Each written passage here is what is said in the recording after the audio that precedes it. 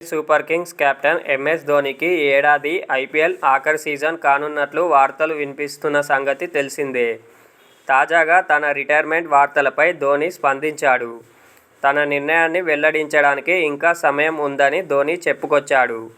IPL 2025లో ఆదివారం అహ్మదాబాద్ వేదికగా జరిగిన గుజరాత్ టైటాన్స్తో జరిగిన మ్యాచ్లో 83 పరుగుల తేడాతో సీఎస్కే ఘన విజయం సాధించింది. ఈ మ్యాచ్ అనంతరం ప్రెజెంటర్ ధోనీ తన రిటైర్మెంట్ ప్లాన్స్ గురించి ప్రశ్నించాడు. వచ్చే సీజన్ ఆడాలా వద్దా అని నిర్ణయించుకోవడానికి 4 లేదా 5 నెలల సమయం ఉంది. రిటైర్మెంట్ విషయంలో తొందరపడాల్సిన అవసరం లేదు. ఇది ప్రొఫెషనల్ క్రికెట్. ఏ ఆటగాడైనా ఫిట్గా ఉండి ఆడాలనే తపన ఉన్నంత కాలం ఆడొచ్చు. ప్రదర్శన ఆధారంగా రిటైర్ అవ్వాలంటే ప్రతి ఆటగాడు 22 ఏళ్లకే వీడ్కోలు పలకాలి.